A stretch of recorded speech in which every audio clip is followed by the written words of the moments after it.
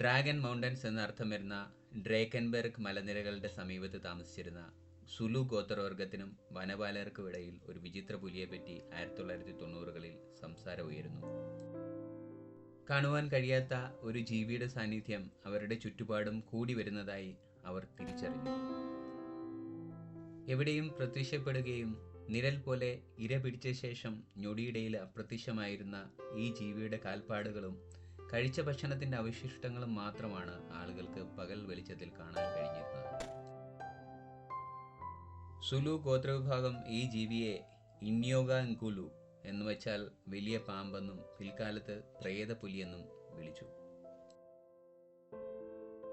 ഈ ജീവിക്ക് പ്രകൃതിയുടെ സംരക്ഷകനായി വീരപരിവേഷം നൽകിയ സുലു ഗോത്രവിഭാഗം ഡ്രേക്കൻ മലനിരകളിൽ പ്രകൃതിക്ക് നേരെ മനുഷ്യൻ നടത്തുന്ന കയ്യേറ്റം കാണുമ്പോൾ ഓർമ്മപ്പെടുത്തുന്നതിന് നാട്ടിലേക്ക് വരുന്ന ദൈവദൂതനായി വിശ്വസിച്ചു.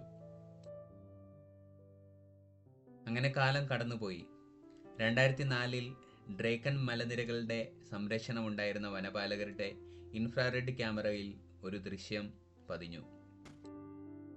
അത് മറ്റാരുടെയും ആയിരുന്നില്ല, നമ്മുടെ പ്രേതപുലിയുടെ ദൃശ്യങ്ങൾ തന്നെയായിരുന്നു.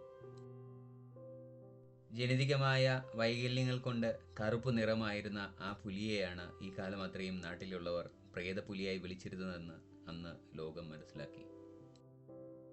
ക്യാമറയിൽ പോലും നിഴൽ പോലെ കാണപ്പെട്ട ഈ കറുത്ത പുലിയെ രാത്രികാലങ്ങളിൽ സമീപവാസികൾക്ക് കാണുന്നതിലുള്ള ബുദ്ധിമുട്ടും മറ്റുമാണ് ഇതിന് പ്രേത പരിവേഷം നൽകിയത്. ഈ വീഡിയോയിൽ കണ്ടുകൊണ്ടിരിക്കുന്ന പുലി സൗത്ത് ആഫ്രിക്കയിലെ ക്രൂഗർ നാഷണൽ പാർക്കിൽ വെച്ച് എടുത്ത വീഡിയോയിൽ പതിഞ്ഞാണ്. മനുഷ്യരിൽ നിന്ന് കഴിവതും ഒഴിഞ്ഞു മാറി നടക്കുന്ന ഒരു ജീവിയാണ് ലെപ്പേഡ് എന്ന് പറയുന്നത്. വളരെ അപൂർവമായി കാണുന്ന ഒരു മൃഗം.